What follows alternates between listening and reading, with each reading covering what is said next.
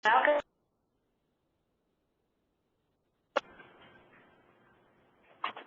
Welcome, everybody, to the January edition of the CECC webinar series.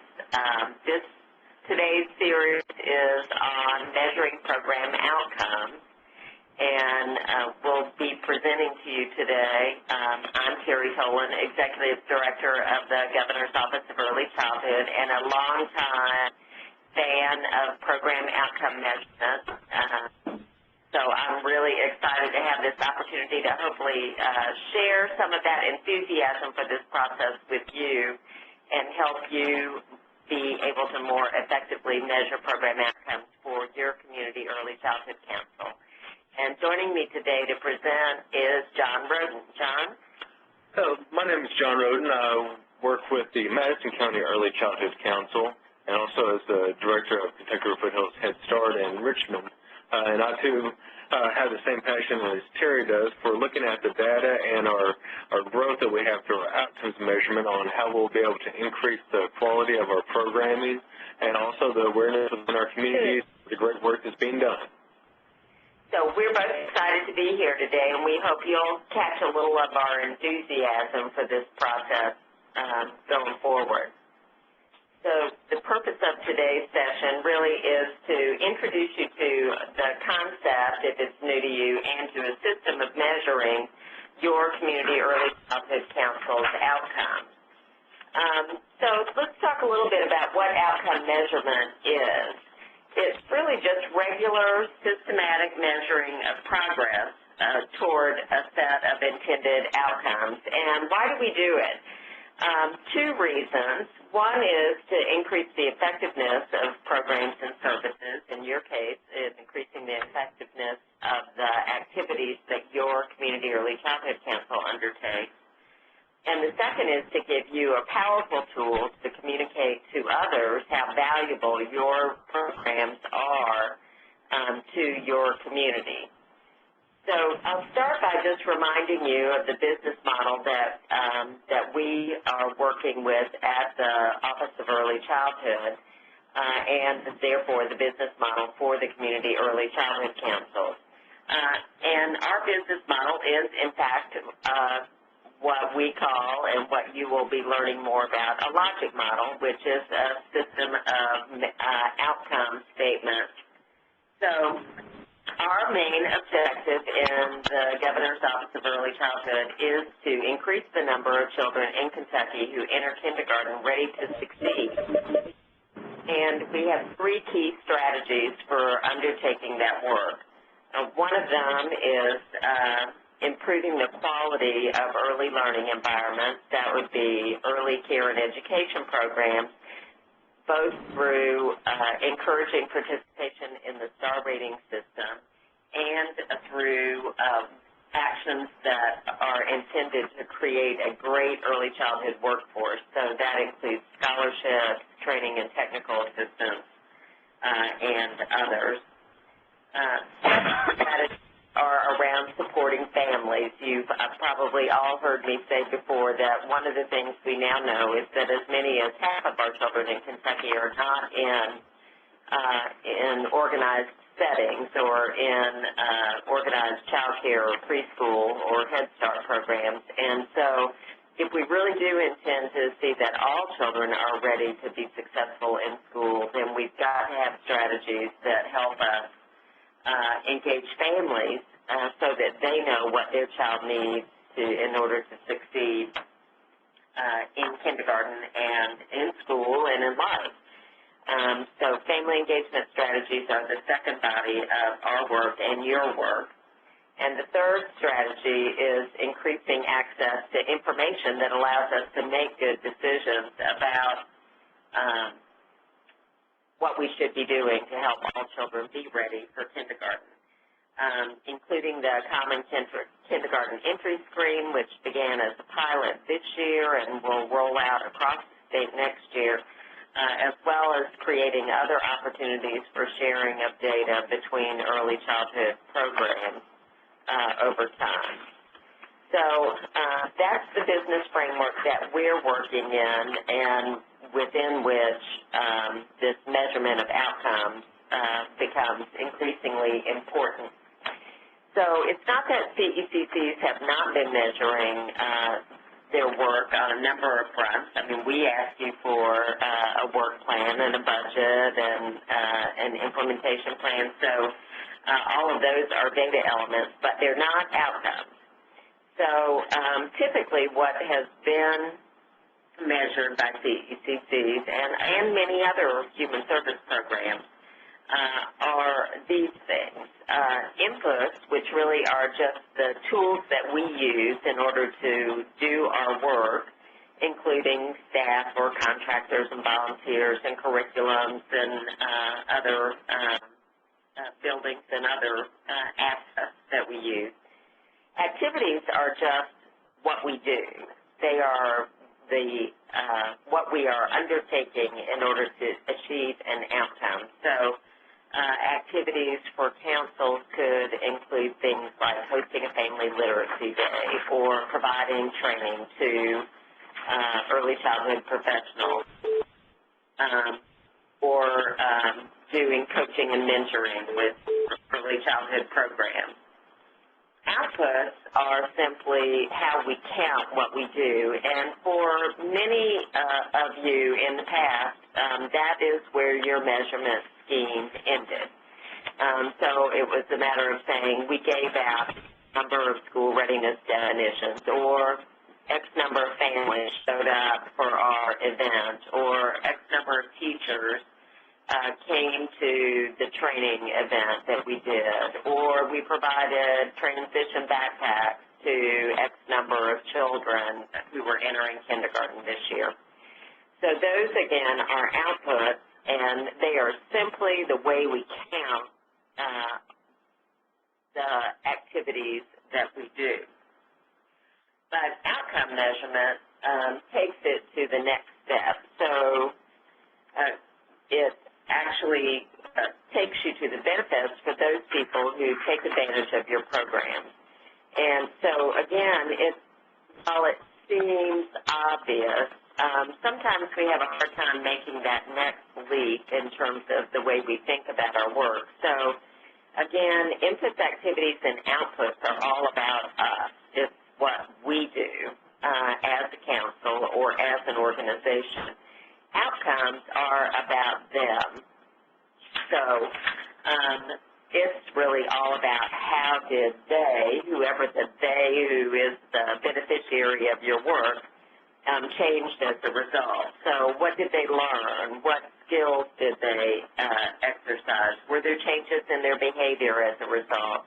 As in one of our examples we'll be using later, do they reach to their child more often than they did in the past, as an example? And ultimately, for our work, the ultimate how they change is whether or not those children are ready for kindergarten when they get there. So in order to track those, we build what I referred to earlier as a logic model, which is just a visual representation of that system of measurement. So you have the situation or the environment, you know, what you're in, those inputs, activities, and outputs, and then the outcomes, which all relate, again, to how things change for the parents or children or educators that are involved in this. So let's see if you can make the distinction between other elements of that logic model and the outcomes themselves. So we've got the parenting education program as our example, and parents from 10 families attend workshops, 6 group workshops are conducted, parent understanding of children's developmental issues increases, and parents provide more age-appropriate guidance to children. Which of those are statements of outcome? And I'll be happy for somebody who's on the phone with us to answer, and if not, I'll dump somebody in the room to answer. So which of those are actually statements of outcomes? How things change.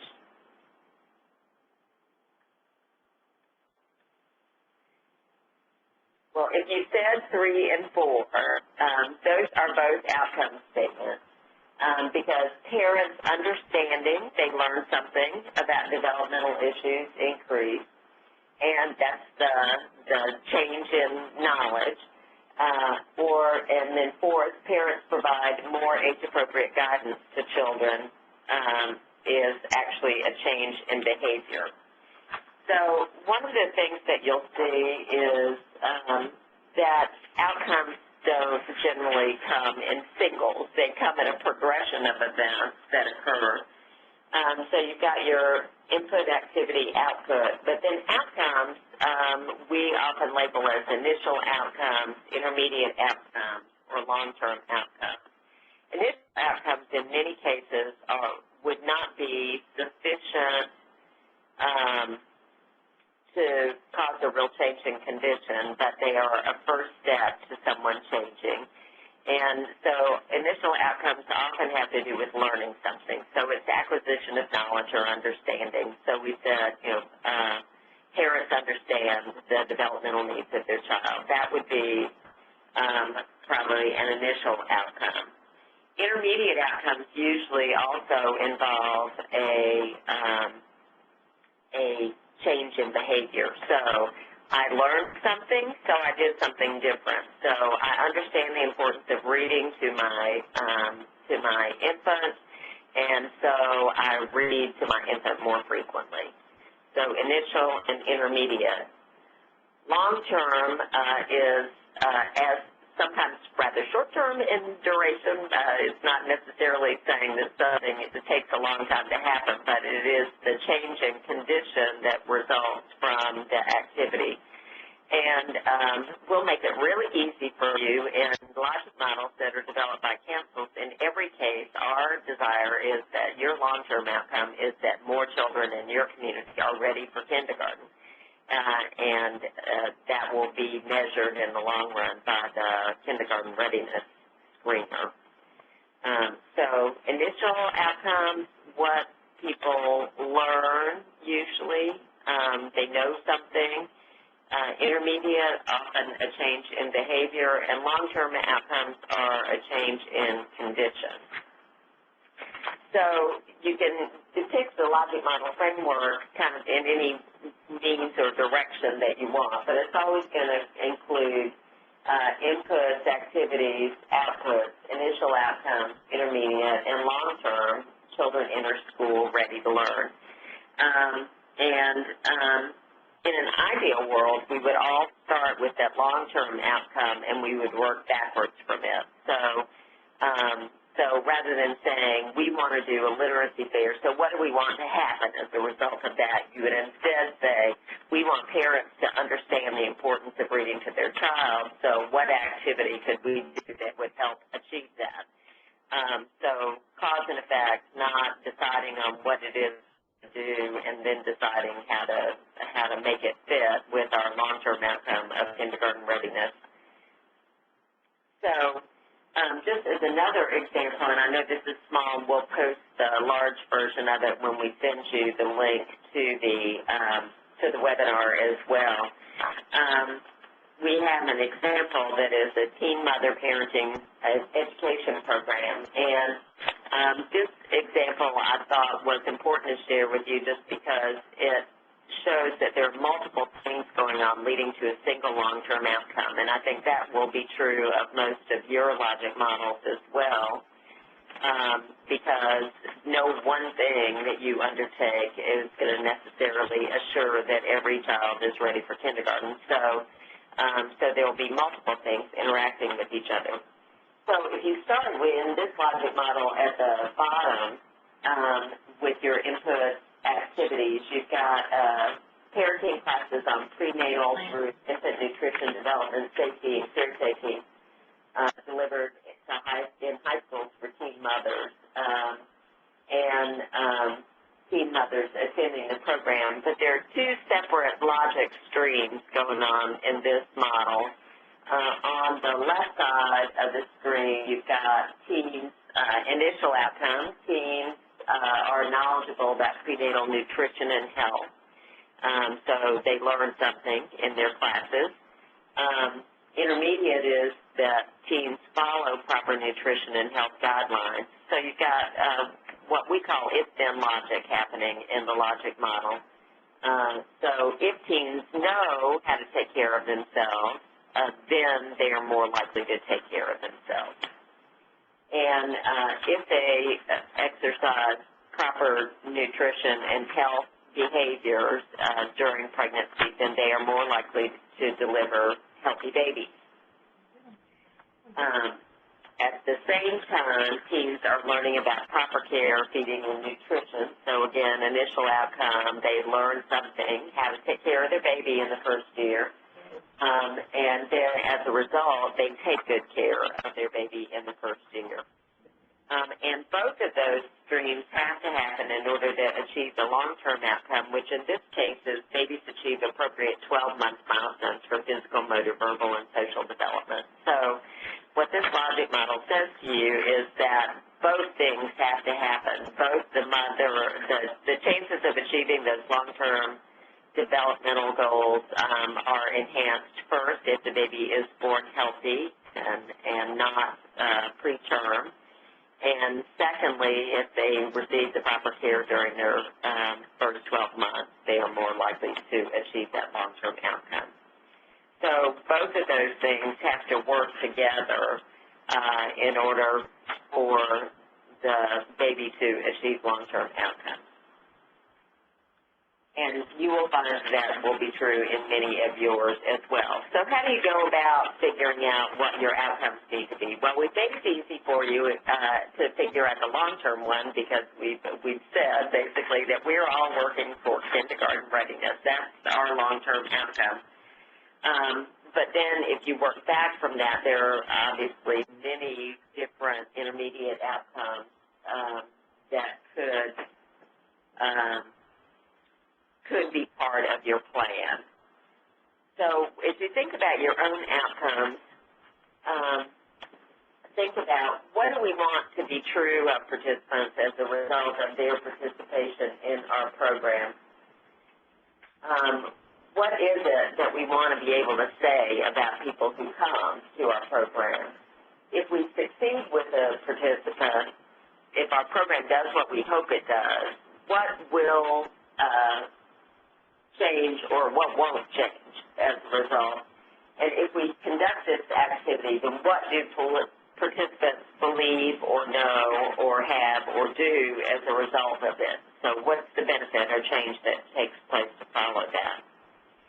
And for each individual program outcome, you would also want to ask, is it reasonable to think that the program or the work that we're doing can influence that outcome in a non-trivial way, even if it can't control it? Because we know that when you're dealing with human beings, with families and with children, that you can't ever control the outcome. But would a reasonable person, sometimes I talk about it as being the mom test. If I told my mom that if this happened, then that was going to happen, would she believe me or not? Or the man on the street test. So would the various publics of your program believe that your activity that you undertook is capable of bringing about the change in behavior that you hope it does? And would measuring the outcome help identify where your program is succeeding and help you pinpoint any problems in the way the program is being delivered? So at that, I will pause here for a second under the delusion that somebody on the phone might ask a question before I turn it to Don to actually talk about the measurement. And you can also use the chat box if you want to ask a question as well. Anybody have any questions? All right. Well, Don's going to actually get into the specifics about outcome measurement with you. Right. First part, kind of going back over to at the beginning whenever Terry was talking about what is outcome measurement, And what it's geared toward is to increase the effectiveness of our programs and services, and it's also to communicate the value of those programs and services. So as we're going through these next few slides, we're going to kind of keep referring back to those two initial pieces of why the outcome measurement is important. The first part is it brings intentionality. So as we are working within our councils, within our programs, that it gives us a goal that we're all looking towards, and for our childhood councils, we have that common goal that children will enter school ready as defined by the ECAC. So as we are working from that point that we have a common goal and our focus is set on those, then we do that backfill until we get back to the situation. Currently within the state of Kentucky, going by the data we have available, it's showing that roughly 25% are showing that they're ready for school, as indicated by the initial piloting of the GANS data. Those numbers may fluctuate, but it does give us a starting point as we go through.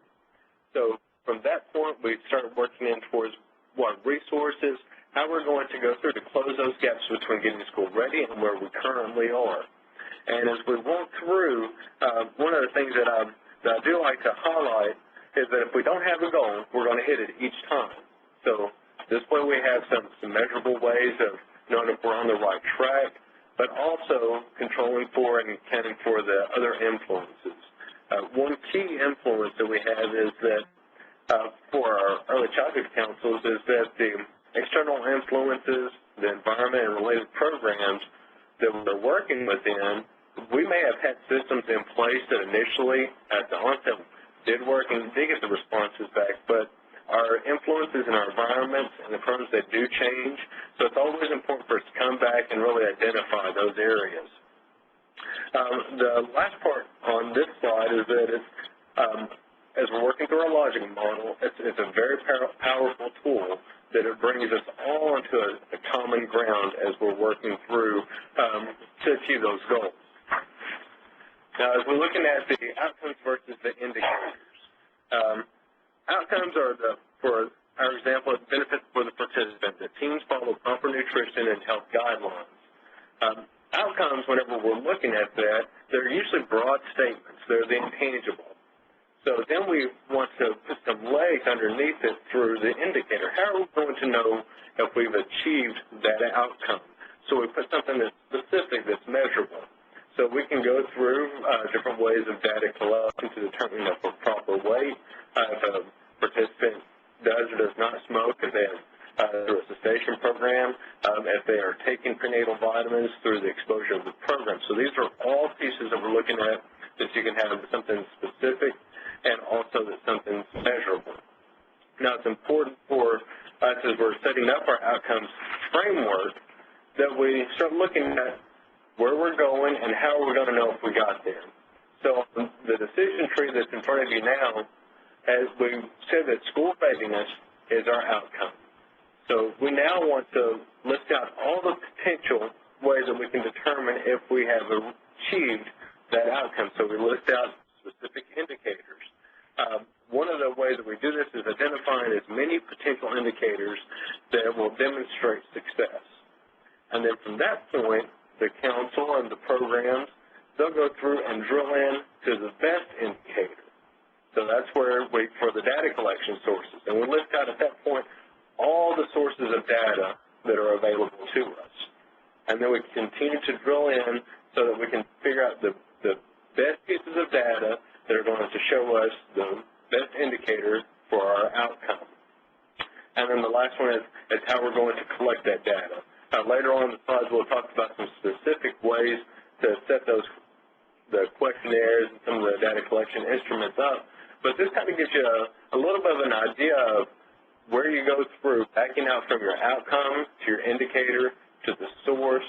And the more information that you have, you put it all into a pile. And within early childhood programs, within each of your individual early childhood councils, there is a wealth of data that is available. So if we kind of envision, putting all the data sources on a table, what we want to do then as a council, you want to go in and find that piece of data that's going to be the best indicator to match up with your expected outcome.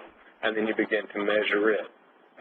Within our program, one of the things that we have realized is that we have an immense amount of data that we need to take it to that next step now, get that point of data and start measuring it and analyzing it so that we can make a change to the way that we're operating our program.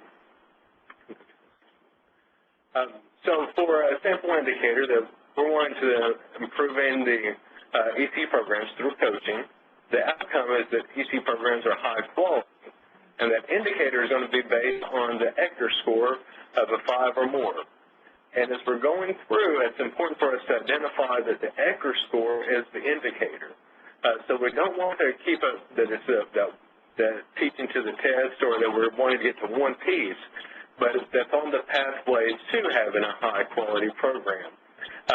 As you're going through, and we have ECHR's data, we have one of the benefits through our councils is that we also can work with our RTCs and other community partners to have those reliable observations. You can expand that on to class data through Head Start programming, through the Stars for Kids Now program for participation and that achievement of moving from 1-star to 2-star. So it's things that are going to determine quality is what you're looking for.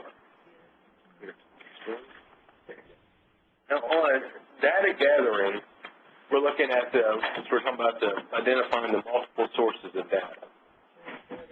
These could include the written records that the program may have access to, specific individuals. So that could be some of your key players that you're working within, the parents, teachers, other early childhood providers, the ECHR's data through trained observers that have the reliability and validity testing, and then for the mechanical tests and measurements. So if we're going out for the specific, as far as for a specific measuring of a facility spacing or other ways.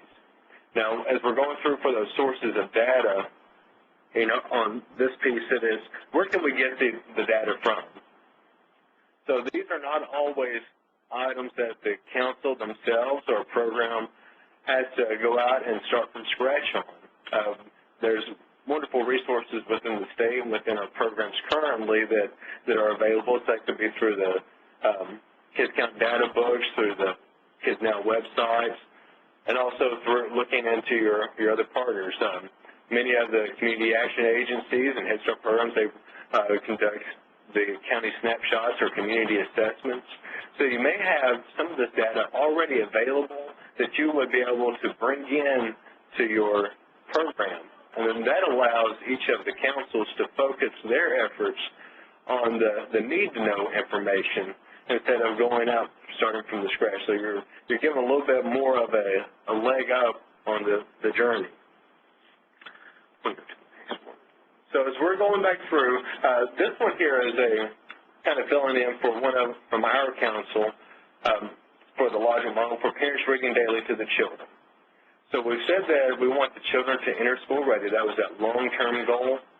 And we also said that the situation was currently that only 25% of children are entering school ready. So we wanted to see for our initial and our intermediate goals that there is an increase in the knowledge and the awareness and for the parents of the intentionality of modeling and reading to their children. And then for the intermediate, we wanted to see a change in behavior. So we wanted to see that there was an increase in the number of times the child was read to daily or weekly, and also looking at the increase of children being read to that were not being read to prior. And at the bottom of the screen, you'll see for the external influences, environmental and related programs, that we're wanting to link to other services. So the parents, linking parents to the GED services, adult ed, and ELL programming. But also, those other programs could include emphasis that the specific partner may be championing. So that could, for example, the Head Start programs, they work for the Parent Family Community Engagement Framework, and each of you have a Head Start representative on your council. So it would be looking at how you can tap in to those resources that a partner is bringing to that could really get the ball rolling. For your school system partner, is there another member? As how we can bring in some of the data they're using for assessment through CAT data, how we can get those pieces all moving towards that common goal of children entering school running. Now, as we're looking on the left side to the right side, the left side, we're going to identify those as process indicators. To the right side, those are going to be our outcome indicators. So as we're moving forward, that's how we're kind of framing these, going over the mountain from the earlier and taking it to that next step.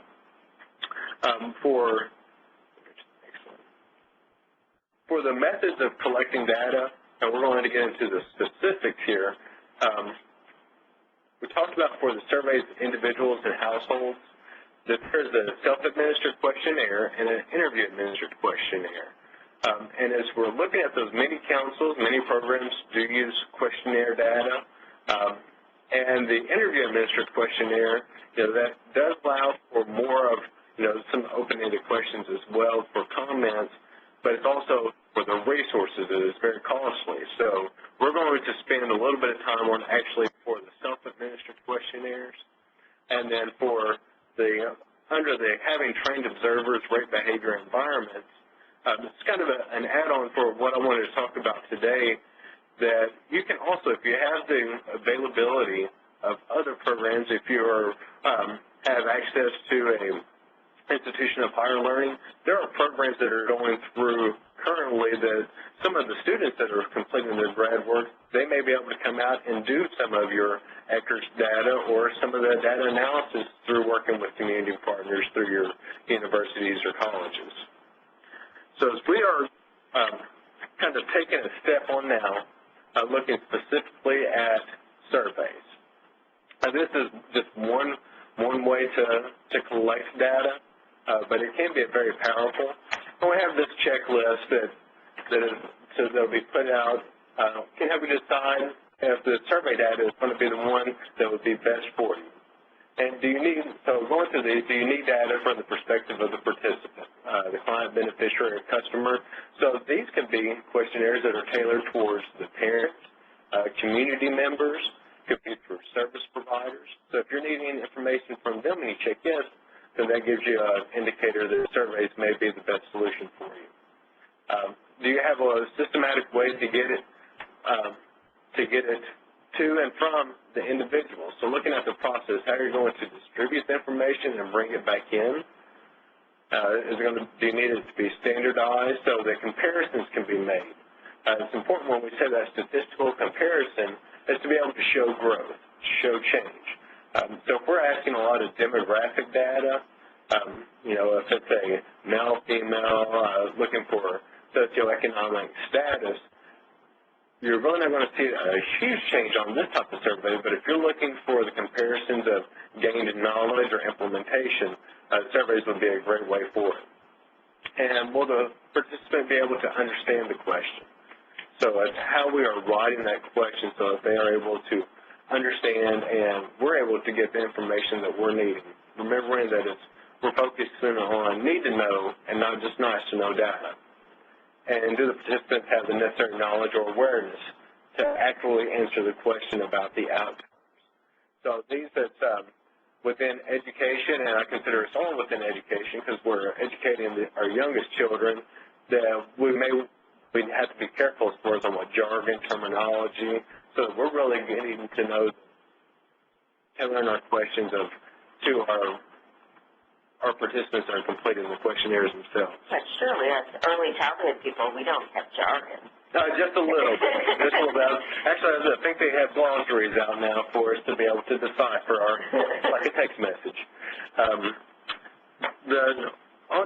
For the general guidelines for survey questions, and the link down to at the bottom, it gives to a full listing of guidelines.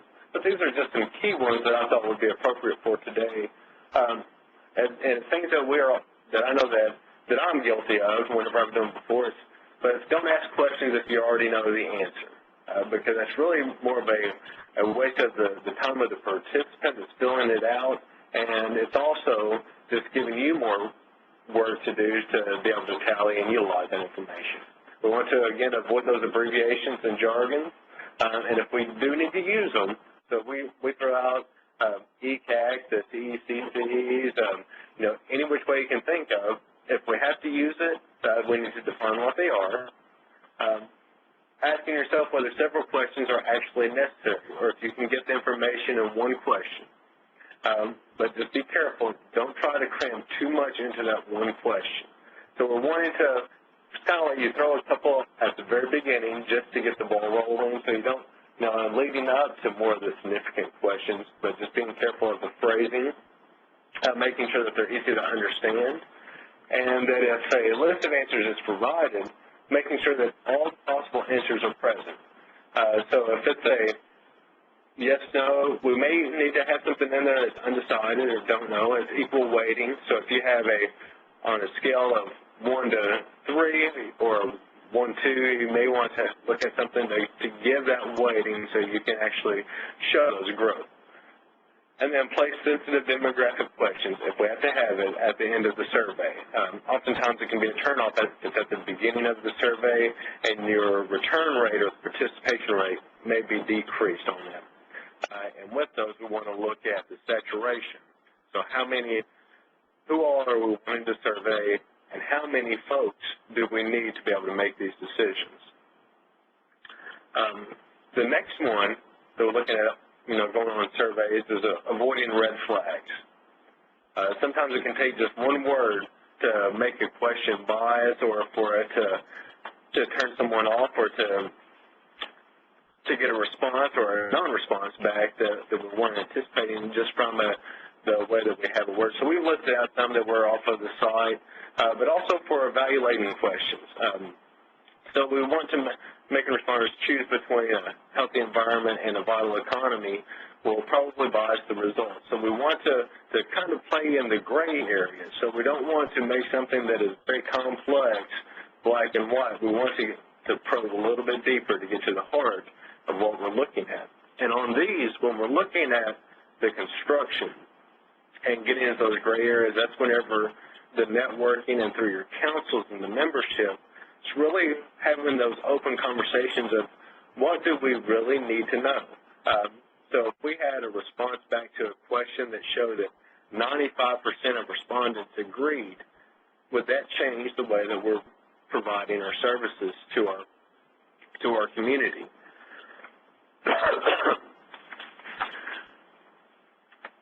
So up to this point, we've kind of talked about the way that survey questions, getting those set up, how we're going to use them, getting it out. But we also need to add some questions about the questions themselves. And we've touched on these, but will the respondent be able to answer the question? Will they have the information? And just kind of looking through these, if there's anybody that would like to raise their hand on the side tab or ask a question, as far as on any other pieces to this point. But the main idea is being mindful of what you're asking, probing in a little bit deeper into your survey, and determining how the results that you get back will really impact the services of your council. Okay, well, if nobody has any questions, we'll move on to the next.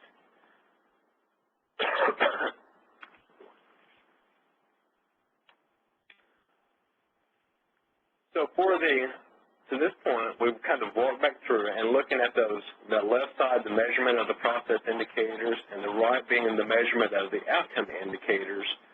From the very onset, we talked about how we started with inputs and outputs. And you'll still be able to measure those. So that would be the number of trainings, what have been held, your attendance rate, the number of books distributed, and the number of demonstrations in this example. But now we want to move it on to the measurement of the outcomes. And this is where we can see growth. So as you're looking at those two, one is what we did.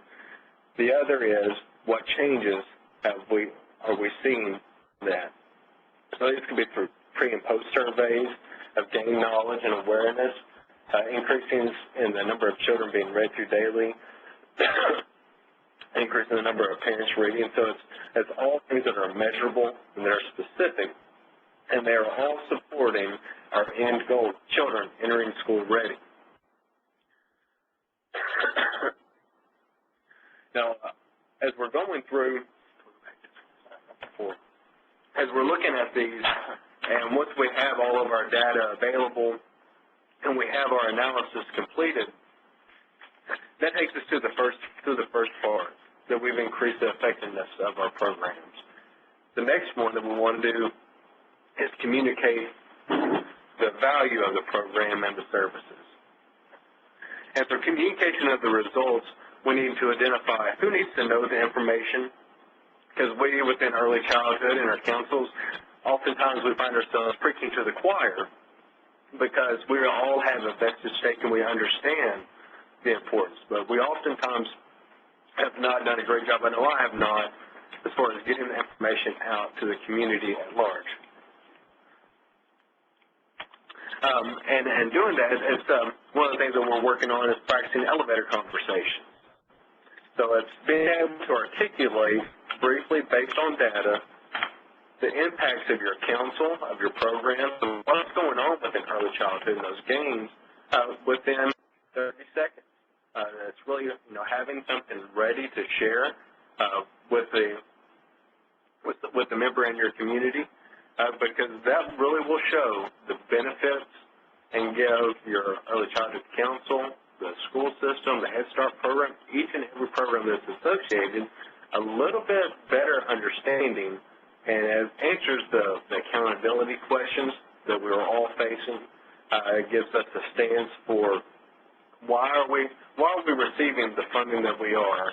If we're not able to articulate and show those results, then our standing is diminished. Now, on the resources that we have posted here are going to take you to a couple of the items that were presented. The Strengthening Nonprofits Resources Guidebook.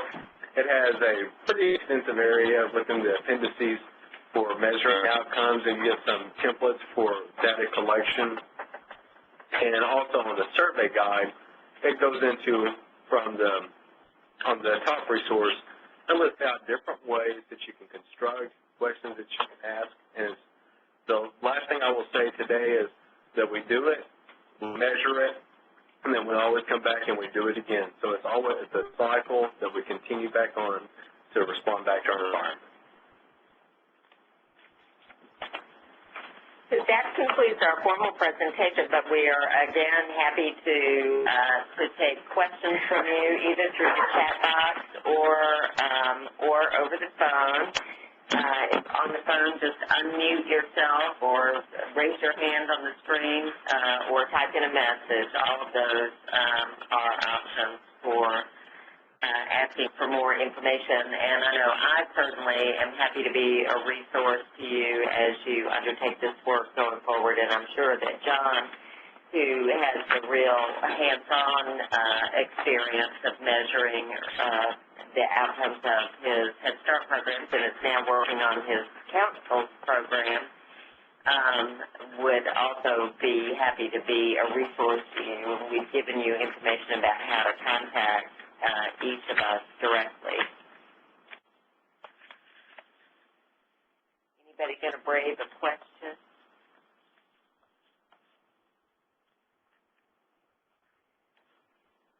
All right. Well, we'll look forward to working with you and expect to hear more about this topic at the Community Early Childhood Council Institute, which will be held March 14th and 15th in Somerset at the Center for Rural Development.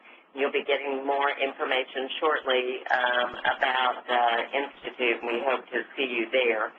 Our next webinar will be on February the 12th, and it's on professional development. So we'll be sending out information about how to connect on February the 12th with us as well. We also have, I'll introduce you, got introduced via email, but in the room with us are Amanda Flannery, who's our new coordinator for the Community Early Childhood Councils, and I know you all have been anxious to connect with her, and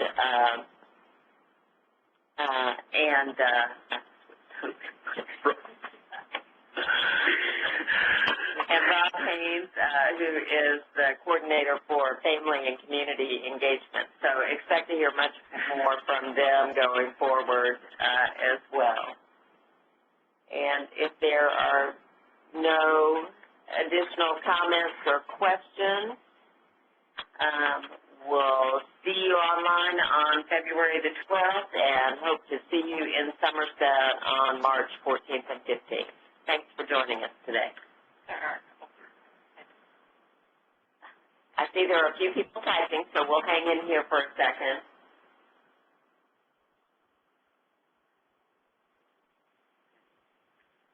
All right. Thanks for the compliment. John and I, as we planned this session, said we had to just be the two geekiest people in the world to be so excited about doing this with you. But thanks for joining us, and we'll look forward to working with you in the future.